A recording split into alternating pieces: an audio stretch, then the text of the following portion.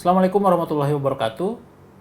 Salam sejahtera untuk kita semua. Shalom, Om Swastiastu, Namo Buddhaya, salam kebajikan, dan salam Pancasila. Kembali berjumpa dengan saya, Riza Dharma Putra, pada mata kuliah Komunikasi Perubahan Sosial. Hari ini kita akan membahas tentang aktor-aktor perubahan sosial.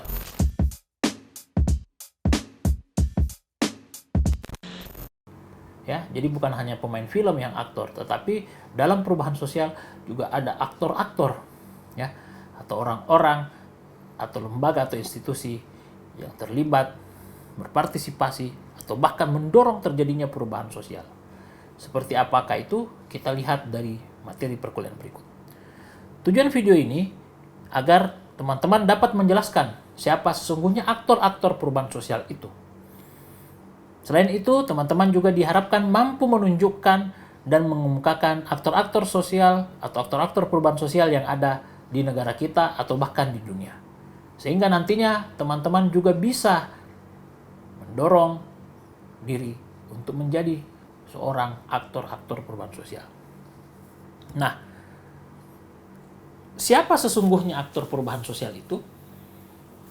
Kalau kita bicara aktor, maka kita bisa katakan aktor adalah pelaku atau subjek yang melakukan perubahan sosial.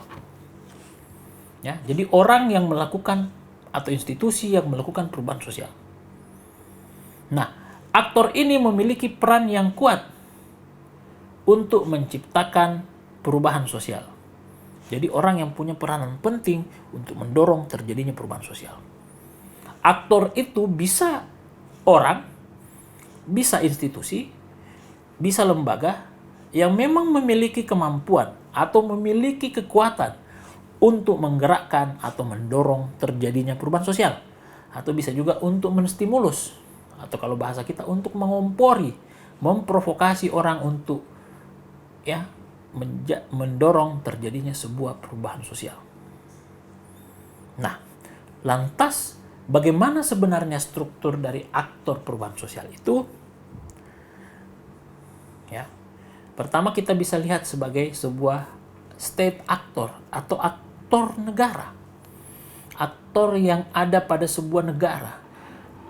Ya, artinya aktor yang didesain atau aktor yang berbasis dalam sistem kenegaraan. Ada presiden. Ya. Kenapa presiden? Sudah pasti. Ketika kita menjadi presiden, kita bisa melakukan apa saja. Kita memiliki kekuasaan untuk mengubah sesuatu. Makanya kenapa orang mau menjadi presiden? Salah satu motifnya adalah untuk melakukan sebuah perubahan sosial.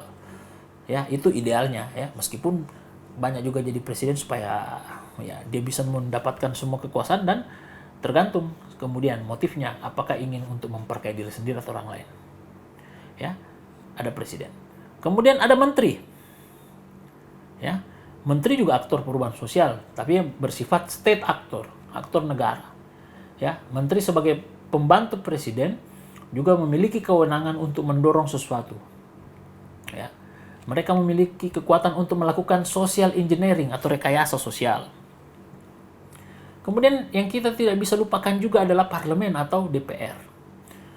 DPR bersama pemerintah tentu saja menghasilkan sebuah undang-undang atau regulasi. Tentu dengan konsep ini, maka DPR mampu mendorong adanya rekayasa sosial. Undang-undang Cipta Kerja yang beberapa waktu lalu diputus oleh Mahkamah Konstitusi dianggap inkonstitusional, itu adalah proses yang dihasilkan oleh aktor-aktor politik.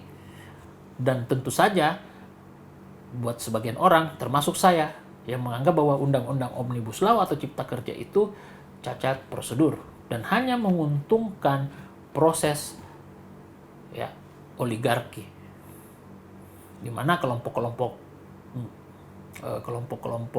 kapital, kelompok-kelompok pemodal itu bersekutu untuk mendapatkan akses kepada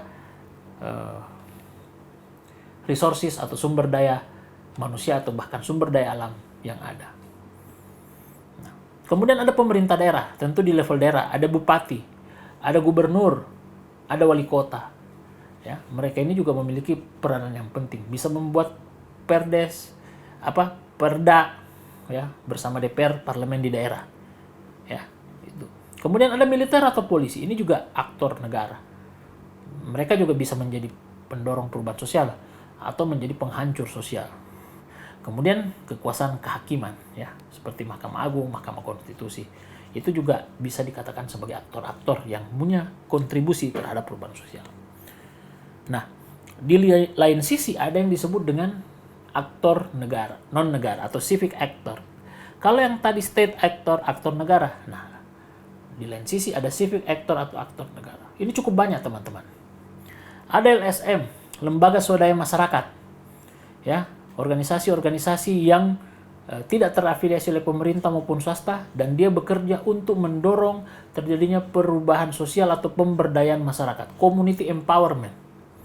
Ya, contoh LSM banyak seperti ICW, Indonesian Corruption Watch, WALHI, ya, seperti itu. Kemudian ada organisasi kemasyarakatan seperti PBNU, Muhammadiyah, ya, yang merupakan organisasi yang memang juga punya tujuan untuk mendorong sebuah perubahan sosial. NU misalnya dengan semangat Islam Nusantaranya. Kemudian Muhammadiyah dengan semangat Islam yang berkemajuan. Mereka memiliki cita-cita tertentu yang mana cita-cita itu bisa kita kategorikan sebagai sebuah upaya untuk mendorong terjadinya atau melahirkan sebuah perubahan sosial. Selain organisasi kemasyarakatan, aktor lain adalah tokoh masyarakat. Tokoh masyarakat ini juga kita bisa anggap sebagai aktor. Banyak tempat, berdasarkan pengamatan saya dan penelitian saya, tokoh-tokoh masyarakat tampil sebagai pendorong di lingkungannya masing-masing. Ya, bisa jadi ketua RW-nya, atau bisa jadi seorang tokoh masyarakat biasa, tapi mampu menggerakkan masyarakat. Berikutnya tokoh agama, kiai, pendeta, pastor, merupakan aktor-aktor yang juga bisa mendorong perubahan sosial. Ya, di banyak tempat kita bisa lihat. Ya, seperti itu. Kemudian partai politik. Sebagai suprastruktur politik, partai politik adalah institusi yang mampu mendorong terjadinya perubahan sosial dengan concern pada sebuah isu atau sebuah kebijakan. Ya, mereka memperjuangkan ideologi-ideologi politik. Itu aktor perubahan sosial. Buruh juga teman-teman. Ya, buruh. Kelompok-kelompok orang yang bekerja di pabrik, kelompok-kelompok, ya termasuk dosen juga buruh. Ya, tuh. Kemudian nelayan, petani, ini juga merupakan aktor-aktor perubahan sosial. Perguruan tinggi, kampus, teman-teman mahasiswa. Mahasiswa itu terkenal dengan agent of social control dan agent of social change, perubahan sosial. Ya, kelompok-kelompok profesional seperti pengacara, ya, insinyur dan lain-lain. Ini merupakan tokoh-tokoh atau aktor-aktor yang bersifat non-negara. Dan mereka semua memiliki kontribusi untuk mendorong terjadinya perubahan sosial. Selain aktor tadi, ada yang juga disebut dengan aktor lintas negara. Ya, aktor lintas negara ini teman-teman pasti tahu yang namanya United Nations atau PBB, Perserikatan Bangsa. PBB memiliki sejumlah lembaga di bawah naungannya. Ada World Health Organization atau WHO, organisasi di bidang kesehatan. Ada UNDP, United Nations Development Program, yang bergerak di bidang pembangunan. Ada UNESCO, ya, organisasi PBB yang bergerak di bidang ilmu pengetahuan, sosial, dan budaya.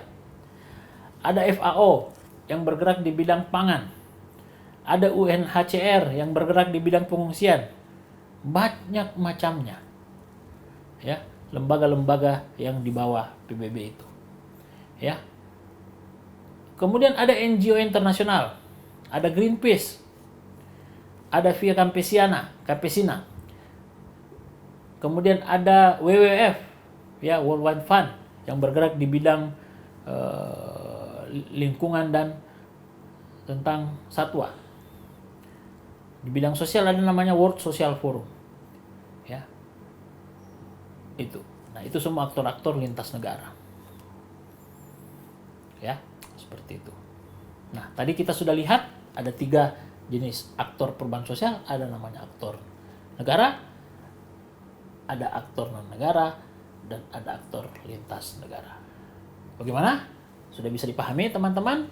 Ya, semoga materi ini bisa menjadi bahan pelajaran buat kita, sehingga teman-teman nanti mampu membedakan mana aktor-aktor tersebut, dan tentu bisa menunjukkan siapa-siapa yang menjadi aktor dari masing-masing aktor yang tadi sudah saya jelaskan. Semoga materi ini bermanfaat. Terima kasih. Billahi taufiq wal hidayah. Wassalamualaikum warahmatullahi wabarakatuh. Om Swastiastu, Salam, dan tentu saja salam Pancasila.